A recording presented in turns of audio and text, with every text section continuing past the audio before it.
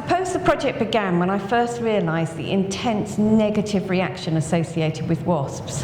Gradually, one person at a time, I began to educate people about the importance of wasps in our ecosystem, and I learned a lot from these conversations. But mostly I learned that I was just not comfortable putting my head above the parapet.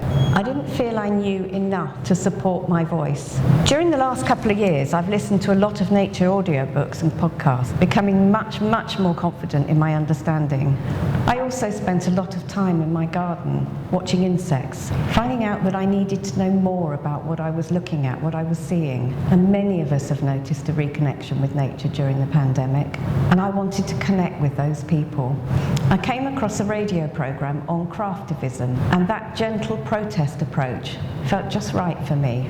I had a solo show in residency in Kaleidoscope Gallery, and as it's a community building, I was encouraged to do a community project. And I thought that we would invite school children in, and they would sit and do drawings and talk about insects.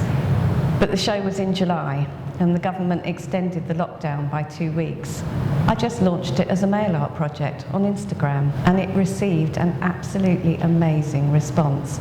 I found a huge number of people that were interested in looking a bit closer at insects. I posted out a small pack containing a concertina strip and a set of very simple instructions. I'd made the strips from paper that I'd randomly drawn on, and it reminded me of buildings, roads, driveways, basically concrete barriers to insect migration.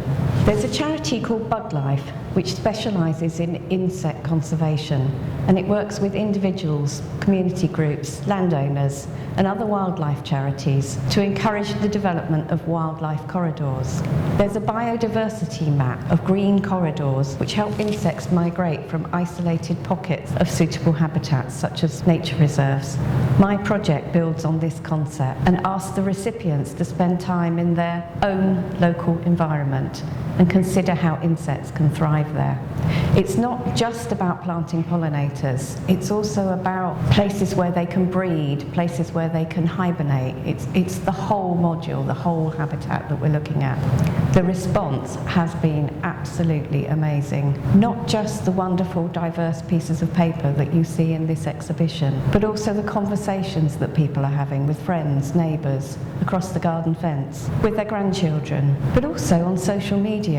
I've shared photographs of all the pieces alongside some of the things people have noticed as a result of doing this project. It has been such a positive thing.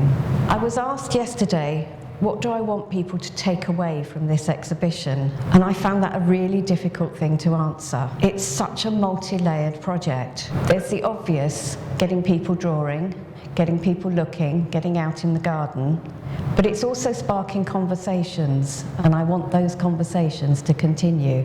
I want people to learn about citizen science. I want them to learn that they don't need to be perfect. One step, one thing, make one change, and we can begin to bring nature back.